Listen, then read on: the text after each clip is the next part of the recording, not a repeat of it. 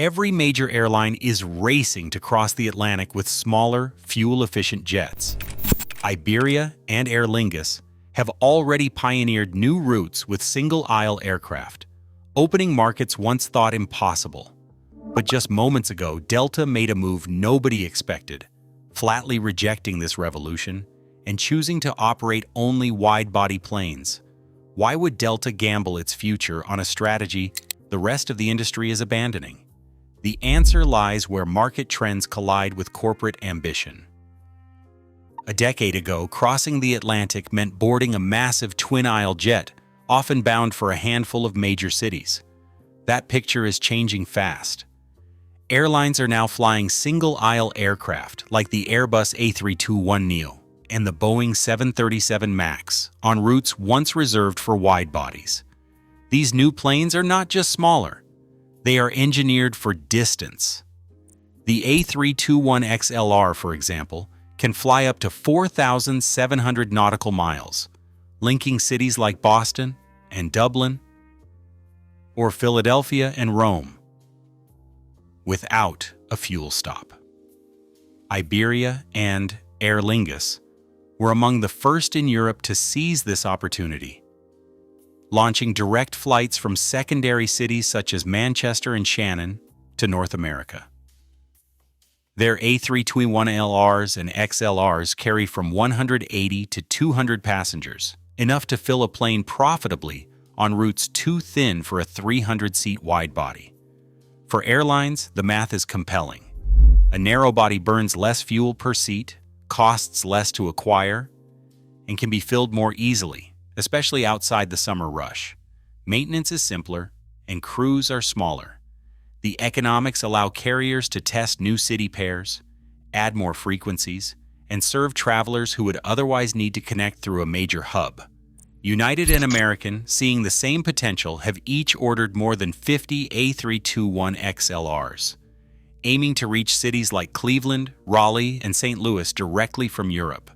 United's 737 MAX 8 already links Newark with the Azores and Madeira, opening up leisure routes that never made sense for larger jets. This shift is not just about cost.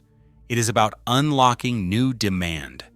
When Aer Lingus began flying single-aisle jets from Dublin to Hartford, Connecticut, it tapped into a community with deep Irish roots and scarce nonstop service. Iberia's narrow-body flights from Madrid to Boston and Washington, D.C. fill seats with both business travelers and tourists. These routes would struggle to support a full-sized wide-body, but the A321neo's efficiency makes them viable year-round. Advanced engines play a big role in this transformation. Pratt & Whitney's GTF and CFM's LEAP 1A engines deliver up to 30% better fuel economy compared to earlier models. Lighter airframes and smarter avionics cut trip costs further, letting airlines take risks on city pairs that were off-limits just a few years ago. For passengers, the experience is evolving too. New narrow-bodies offer Wi-Fi, larger overhead bins, and even lie-flat business seats on some carriers, narrowing the gap with traditional long-haul jets. The result is a transatlantic market that is suddenly more flexible, more competitive, and more connected. European and U.S. airlines are racing to map new routes, reach untapped cities, and capture travelers who once had to settle for a layover. The old boundaries, dictated by aircraft size and range, are fading, replaced by a web of direct flights that would have seemed impossible a generation ago. Delta's approach stands out in an industry swept up by the narrow-body revolution. While competitors rush to add single-aisle jets like the A321XLR to their Atlantic schedules, Delta's top brass chose a different path. In a third-quarter 2025 earnings call, Delta President Glenn Hauenstein said that they had chosen not to fly narrow bodies on transatlantic routes because of product and brand issues, and that they were not going to go in that direction. That decision was not a throwaway line. It was the result of years of debate at the highest levels of the company. The decision was not made overnight. From 2016 to 2018, Delta's board and senior leadership pored over proposals, forecasts, and market data. Airbus came forward with aggressive offers for the A321XLR, touting its range, cost savings, and potential job creation in Delta's home region. Boeing also pitched alternatives as the industry's momentum shifted, but inside Delta's fleet committee, the conversation kept circling back to a single question. Would adding narrow-bodies put the airline's hard-won premium reputation at risk? Executives weighed the numbers. By 2015, Delta's wide-body seat count was roughly 33,000. Over the next decade, that figure grew to more than 46,000 as the airline retired older 747 aircraft and 777 aircraft and invested in new Airbus A330-900 aircraft and A350-900 aircraft. Each new wide-body delivered more premium seats, more galley space, and a cabin environment built for long-haul comfort. The fleet expansion was not just about size, it was about reinforcing the brand's promise on every Atlantic route. Fleet planning meetings grew tense. Some leaders, like Joe Esposito in network planning, saw the value in wide-bodies beyond passenger experience. His background in cargo operations colored his views. He argued that only a wide-body could deliver the cargo revenue Delta needed to weather shocks like the pandemic.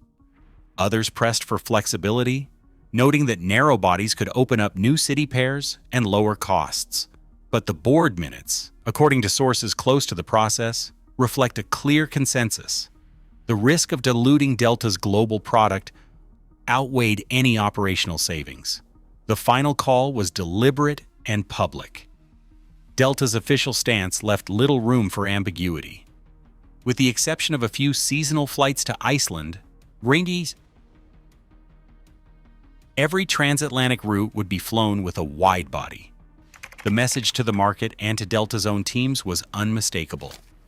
While rivals chased new city pairs and thinner routes, Delta would double down on its premium identity, betting that consistency and quality would set it apart in the crowded skies over the Atlantic. Delta's financial strategy across the Atlantic centers on one core principle: premium revenue drives the entire engine. In the lucrative world of transatlantic air travel, the real profits are not made in the back of the plane. They are secured up front in business class. For Delta, wide-body jets are more than just a statement of size. They are the foundation for a product that wins the highest-paying travelers and the contracts that keep those seats full year-round.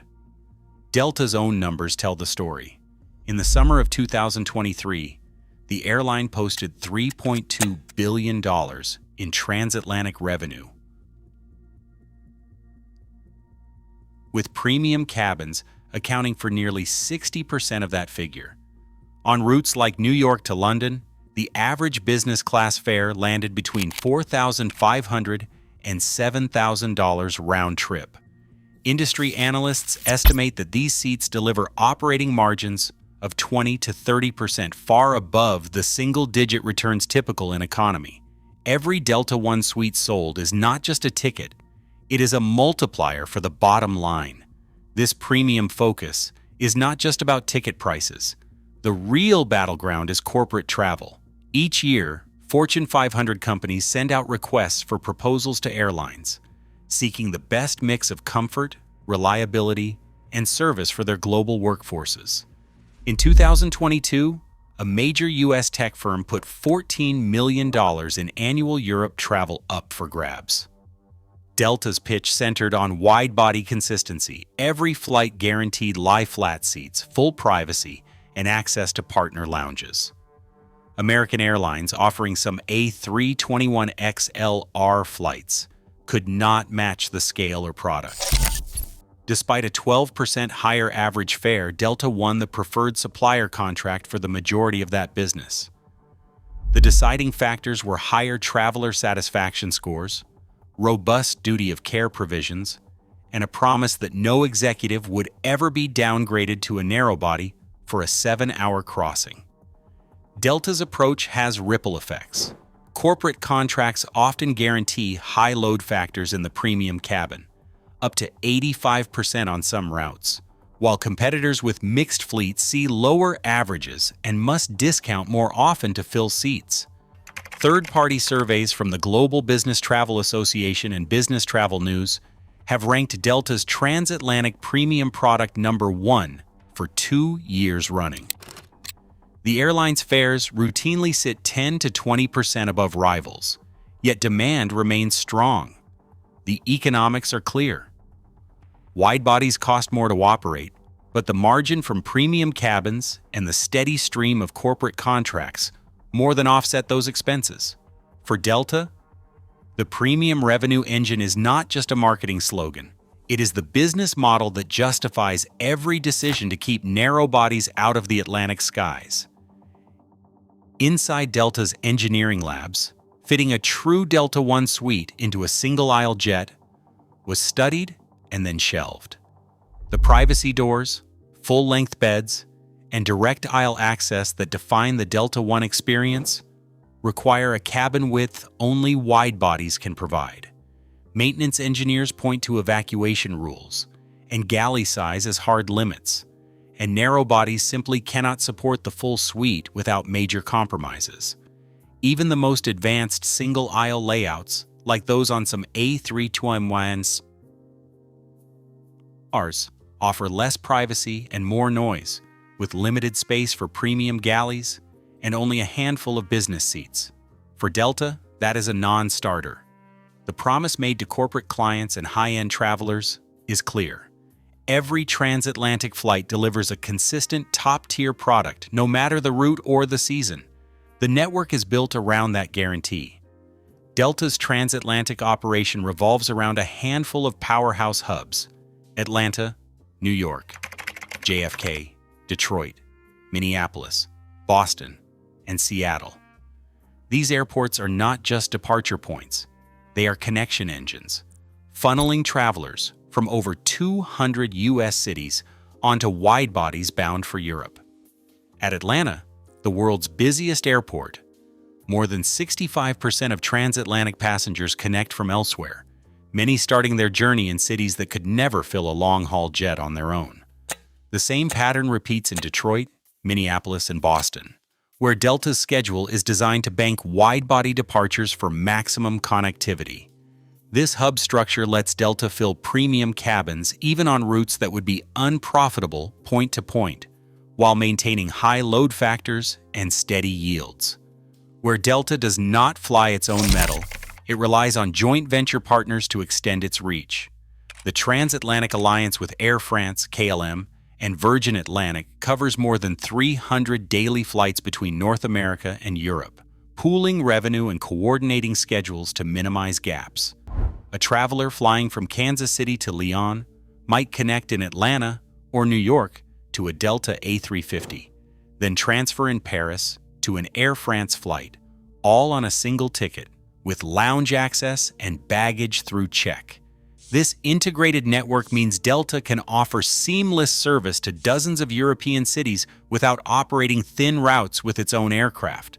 Behind the scenes, network planners and alliance managers work closely to keep the system resilient.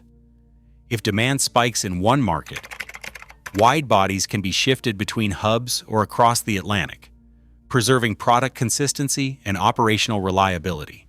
The result is a system that delivers on Delta's brand promise not just through marketing, but through engineering, network design, and strategic partnership. For travelers, the experience is predictable. Every transatlantic seat is a wide-body seat, every premium cabin matches the Delta One standard, and every connection is backed by a web of trusted partners. Cargo revenue has quietly become one of Delta's most reliable buffers, especially when the passenger market turns volatile. Wide-body aircraft crossing the Atlantic can carry up to 7 tons of freight in their bellies, from automotive parts to pharmaceuticals. On a typical New York to London run, cargo can bring in $12,000 to $20,000 per flight, adding a steady profit stream that narrow-body jets simply cannot match. this difference is not just theoretical. When the pandemic shut down international travel in 2020, passenger demand collapsed almost overnight. Yet Delta's wide-bodies kept flying, repurposed as cargo-only flights to keep supply chains moving. Internal logs from that spring show that on some routes, cargo revenue alone covered most of the flight's operating costs. Essential goods such as masks, vaccines, and electronics filled the holds, while passenger cabins sat empty. This operational flexibility goes beyond crisis response. Delta's network planners can shift wide-body capacity between markets as demand ebbs and flows, redeploying aircraft to routes where both premium passengers and cargo are strongest. Seasonal patterns, like the summer surge to Europe, are met with larger jets, then scaled back in winter, while maintaining product consistency. The ability to move aircraft and cargo at scale without sacrificing the premium experience gives Delta a unique resilience. Cargo is not just a side business, it is a core financial lever. In years when fuel prices spike or passenger yields soften, the extra revenue from freight helps balance the books. While narrow-body competitors must fill every seat to stay profitable, Delta's wide-body flights have an additional margin of safety. This operational and financial agility has proven its worth time and again, allowing Delta to weather downturns and capitalize on upswings. The result is a model that is not only built for premium travelers, but engineered for adaptability in a market that rarely stands still. United and American are rewriting the rules of transatlantic competition. Both airlines have locked in more than 50 orders each for the Airbus A321 XLR, a jet designed to cross the Atlantic on a single aisle, burning less fuel and opening up dozens of city pairs that once seemed out of reach. United's 700 reshape 37 MAX 8 already links Newark to the Azores and Madeira. American is preparing to launch new A321 XLR routes from Philadelphia and Boston. These moves aren't just about chasing leisure travelers. They are about chipping away at Delta's dominance, especially in markets where a wide-body would be too much plane for too few passengers. Analysts are watching closely. The numbers show that in cities like Raleigh, Cincinnati, and Kansas City, up to 20% of travelers could switch to direct narrow-body flights if given the chance. That shift could cut Delta's load factors on connecting wide-body routes by as much as 10% and erode yields by over 12% in some corridors. For price-sensitive travelers, the appeal is clear: fewer connections, lower fares, and more non-stop options. Even some business travelers, once loyal to the wide-body experience, are starting to weigh convenience over cabin width, especially as new narrow bodies roll out with lie-flat seats and upgraded amenities. Still, the real wild card sits in the hangars and design labs. The A321 XLR, set to enter service in 2025, promises a range of 4,700 nautical miles and up to 30% better fuel efficiency per seat compared to older jets. American and United are betting that these planes can deliver a premium enough product to satisfy most travelers, while also giving them the flexibility to test new markets with far less financial risk. Engine makers like Pratt and Whitney and CFM are pushing for even greater efficiency and reliability, hinting at a future where the comfort and economics gap shrinks further. Not everyone is convinced. Some aviation consultants point out that even the best narrow-body cabins can't fully match the space, privacy, or galley capacity of a wide-body, especially on flights stretching 7 hours or more. Yet as technology advances and more carriers experiment with premium narrow-body layouts, the boundaries are blurring. The next few years will test whether Delta's commitment to wide bodies can hold the line, or if competitors armed with new aircraft and a willingness to gamble will redraw the map of transatlantic travel. The outcome remains uncertain, and the stakes for market share, brand loyalty, and the very definition of premium have never been higher. Delta's bet is clear. Premium experience over maximum reach. As next-generation narrowbodies test the limits of comfort and efficiency, the stakes are rising.